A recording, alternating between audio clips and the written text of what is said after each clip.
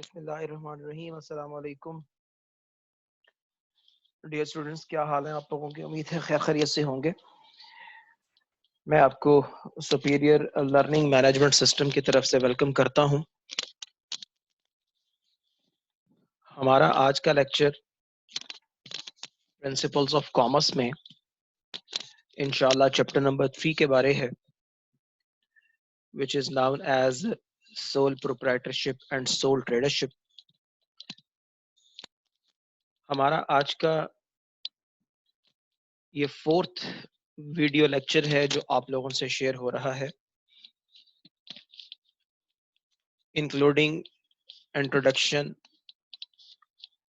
Concept of business, scope of business, और उसके बाद आज हम बिजनेस ऑर्गेनाइजेशन की जो सबसे अहम तरीन टाइप्स हैं उनमें से हम फर्स्ट वन सोल प्रोप्राइटरशिप शुरू करने जा रहे हैं। डियर स्टूडेंट्स, इंट्रोडक्शन के लेक्चर में आपसे ये बात हुई थी कि अगर हम बिजनेस की बात करें तो बिजनेस कोई भी ऐसी एक्टिविटी है जिसे कोई भी शख्स मुनाफा कमाने के लिए इख्तियार करता है, शुरू करता है।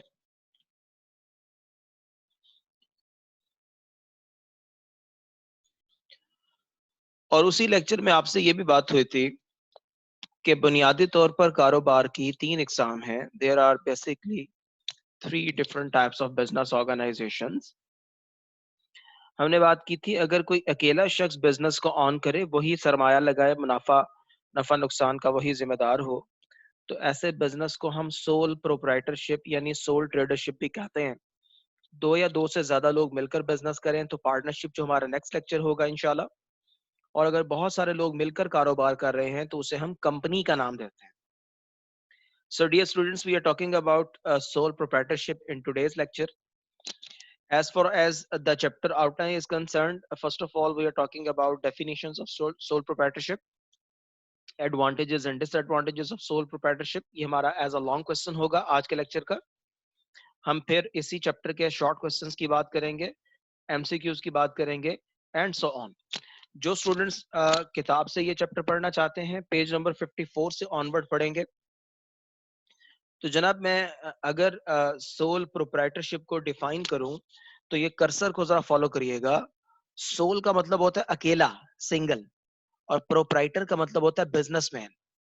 तो एक ऐसा बिजनेस जिसका एक अकेला मालिक हो, that will be known as sole proprietorship. So sole proprietorship can be defined as, or can be defined in the following words. It is the simplest form of business. ये कारोबार की वो बुनियादी तरीन और सादा तरीन शक्ल है, which is owned and controlled by one man, जिसे कोई एक अकेला शख्स ऑन करे यानी उसका मालिक हो और उसे कंट्रोल करे। So it is the simplest form of business which is owned and controlled by one man. You can also define a sole proprietorship in the following words. Sole proprietorship is a business operated by one person to earn profit. जनाब, ये दूसरी definition भी बड़ी important है, क्योंकि आप जानते हैं कि बिजनेस हमेशा मुनाफा कमाने के लिए किया जाता है। और अगर एक ऐसा बिजनेस है जिसका अकेला मालिक है और उसका बुनियादी मकसद मुनाफा कमाना है, तो उसे हम सोल प्रोप्राइटरशिप भी कहेंगे। एग्जाम्पल लाजमी आप कोट करिएगा। Examples of sole proprietorship, retailers हैं, बार्बर्स हैं, पेंटर्स हैं, शॉपकीपर्स हैं, और किसी एक छोटे से रेस्टोरेंट का मालिक है, पेट्रोल पंप का ऑनर है, कोई डॉक्टर है, अकाउंटेंट है जिसका कोई बिजनेस है अपना, कोई ब्यूटी पार्लर है, टूरिस्ट गाइडर है, तो that will also be known as sole tradership, sole proprietorship. All these are the examples of sole proprietorship. अच्छा जी, आज के लेक्चर में जो हमने सबसे इंपॉर्टेंट चीज आपसे डिस्कस करनी है, that will be the merits and demerits of sole proprietorship. अच्छा, मैं आपको सबसे पहले एक सिनेरियो दे रहा हूँ। एक एक एक ऐसा शख्स है, एक स्टूडेंट है, कॉमर्स का स्टूडेंट है, उसके पास कैपिटल है, वो अपना बिजनेस को एस्टैब्लिश करना चाहता है। तो एक सिचुएशन अपने माइंड में लाएं। ये हम अभी बात करने जा रहे हैं मेरिट्स की। क्या फवाइद हैं सोल प्रोप्राइटरशिप के। एक सिचुएशन आप अपने माइंड में लाएं। मैं आपसे ये सिचुएशन डिस्कस कर रहा हूं जनाब, कि एक ऐसा बिजनेस है जिसके आप अकेले मालिक हैं। जरा थोड़ी देर के लिए अपने आप को फोकस करें और सोचें कि एक ऐसा बिजनेस जिसके आप अकेले मालिक हैं, तो अकेले ऑनर होने की वजह से आपको क्या बेनिफिट्स होंगे, ये जरा एक एक लम्हे आपको रुककर सोचना पड़ेगा। फिर आपको दूसरे लम्हे ये सोचना पड़ेगा कि अगर आप अकेले मालिक हैं, तो इस सिचुएशन में आपके लिए उस कारोबार में क्या नुकसानात हो सकते हैं। तो मैं थोड़ी देर के लिए स्टॉप कर रहा हूँ, थोड़ी देर के लिए अपने आप को फोकस कर रहा हूँ। आप भी अपने आप को फोकस करें। एक ऐसा बिजनेस जिसके आप अकेले मालिक हैं, what will be the benefits.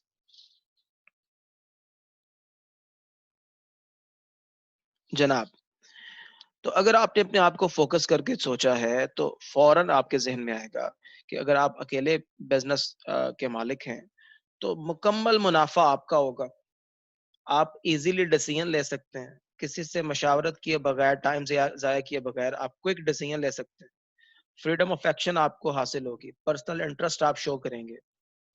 आपकी जो एडवर्टाइजमेंट कॉस्ट है वो बहुत कम होगी, टैक्सेस से आप बच जाएंगे। जो आपके प्रिलिमिनरी एक्सपेंसेस हैं, स्टार्टिंग एक्सपेंस हैं, वो आपके बहुत कम होंगे। बड़े थोड़े से सरमाए से आप कारोबार शुरू कर सकते हैं। Yes, all these are the benefits. इस तरह के कारोबार को शुरू करना बड़ा आसान है, खत्म करना बड़ा आसान है। जरा आप अपने अपनी सोसाइटी में एक नजर दौड़ाएं। एक शख्स है जो ब्रॉयलर मुर्गी का कारोबार करना चाह रहा है, छोटी सी जनरल स्टोर बनाना चाह रहा है। वो एक छोटा सा ग्रोसरी स्टोर बनाना चाह रहा है। वो जनाब वेजिटेबल्स का एक एक वो जिसे हम कहते हैं ना, एक रेडी लगाना चाह रहा है, एक फ्रूट्स की रेडी लगाना चाह रहा है। तो आप सोचें कि उसे किसी किस्म की परमिशन की जरूरत नहीं है, लाइसेंस की जरूरत नहीं है, किसी किस्म की लीगल फॉर्मेलिटी की जरूरत नहीं है। वो इजीली कुछ चीजें खरीदे और बैठकर बेचना शुरू कर दे। तो that will B establish a business which is owned and controlled by that person. So dear students, look at the slide. आप ये देख सकते हैं, these are the merits of sole tradership. मैं एक एक करके फिर इन्हें elaborate करूंगा। All these are the merits of sole proprietorship, sole tradership. जनाब, first of all easy formation. मैंने जैसे भी आपसे जिक्र किया है कि एक ऐसा बिजनेस जिसे आप अकेले चलाना चाह रहे हैं, और स्मॉल स्केल का बिजनेस होगा। आप without any formality, without any permission, आप इजीली अपने बिजनेस को एस्टैब्लिश कर सकते हैं। So the most important and first important benefit of this business, a sole proprietorship, is easy to form and very easy to run, because there are no legal formalities or restrictions or some like of registration required for such type of business.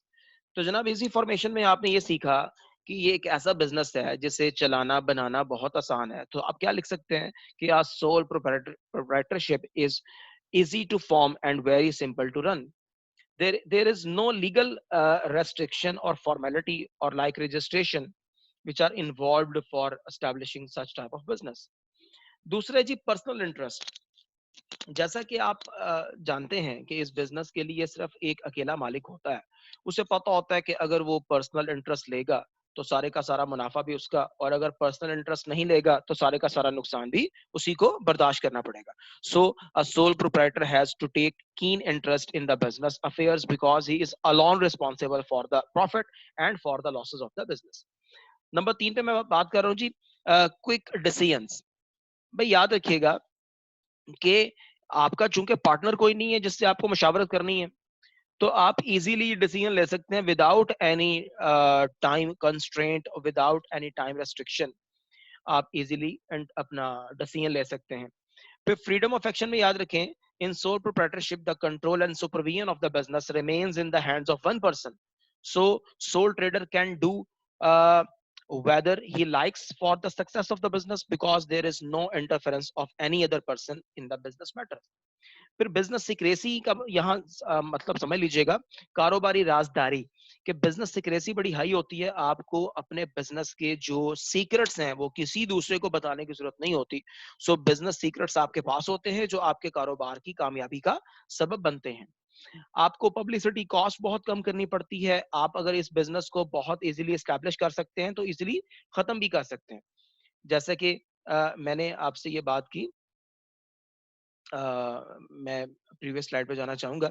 ये easy डेसोल्यूशन का point है आपके सामने, तो मैं इसको first point easy formation से relate कर रहा हूँ कि अगर आप इस बिजनेस को इजीली स्टैब्लिश कर सकते हैं तो इजीली इसको खत्म भी कर सकते हैं। इजी डेसोल्यूशन, डेसोल्यूशन मींस खात्मा, खत्म।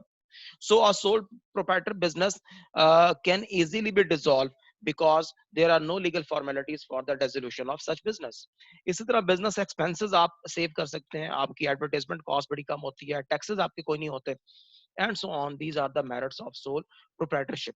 आप बुक का पेज नंबर 58 कंसल्ट करेंगे तो वहां पर आपको ये मेरिट्स मिल जाएंगे, और इसके अलावा भी बातें ऐसी हैं जो आप पढ़ेंगे तो आपके नॉलेज में इंशाल्लाह इजाफा होगा। as far as the demerits of this business is concerned, अब देखें ना, एक शख्स हर शख्स मतलब एग्जांपल दे रहा हूँ, हर शख्स तो बिल गेट नहीं हो सकता, हर शख्स तो पाकिस्तान के सिनेरियो में मियां मंशा नहीं हो सकता।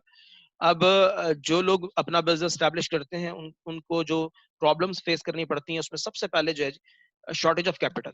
A sole trader has less capital. He works on small scale, so he cannot make the use of modern expensive technology and machinery.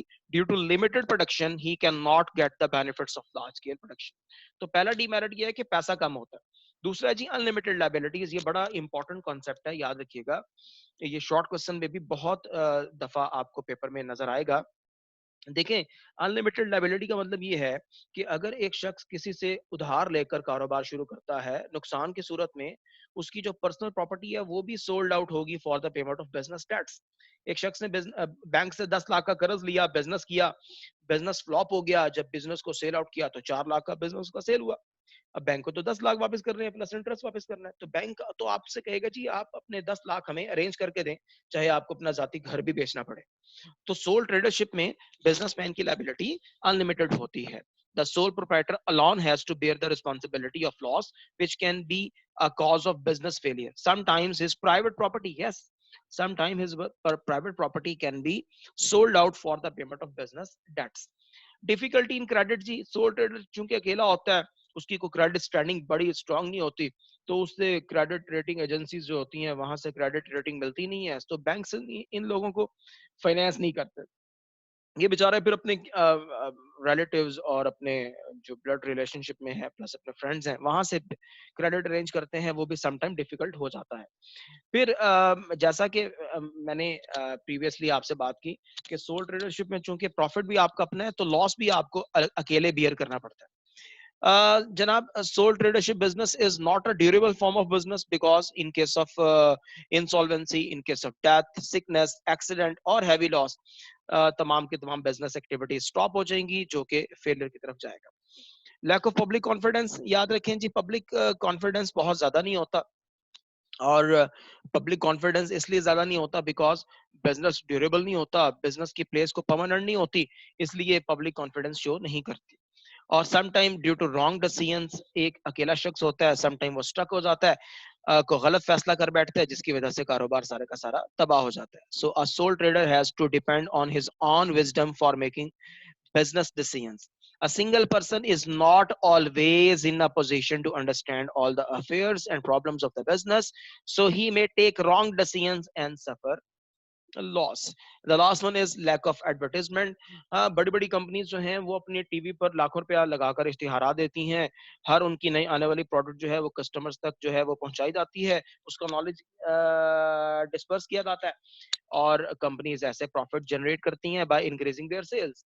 But in case of sole tradership चूंकि एडवर्टाइजमेंट तो होती नहीं है, आपकी गली में जो करियाना शॉप है, पान शॉप है, सब्जी का जो भट्टा है या फ्रूट्स की रेहड़ी है। अब आपने कभी मतलब जियो पर, आपने कभी नियो पर, कभी आपने सिटी 42 पर उनकी एडवर्टाइज़मेंट नहीं देखी होगी कि जनाब आज हमारे पास बहुत ज़्यादा ताज़ा सब्जियाँ आ गई हैं, तो आप फ़ौरन आ जाएँ सब्ज़ी लेने, ऐसा कभी नहीं होता।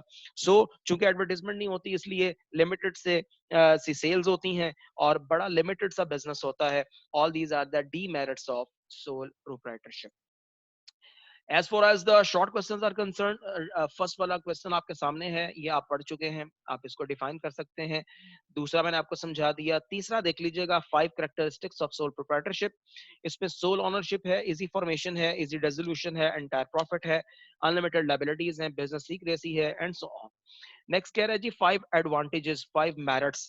5 मेरिट्स और 5 एडवांटेजेस, यहाँ पे मैं आपको बताता चला जाऊं, मेरिट्स और एडवांटेजेस एक ही बात होगी, डीमेरिट्स और डिसएडवांटेजेस एक ही बात होगी। तो ये मेरिट्स आपके सामने हैं, डीमेरिट्स आपके सामने हैं।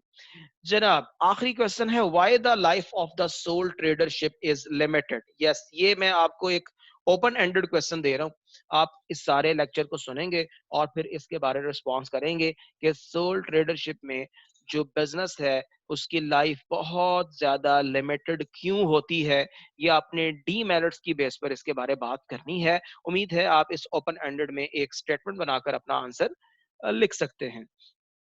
This is all about the MCQs. देखें जी, द ऑडिट, ऑडिट कहते हैं जांच पड़ताल को।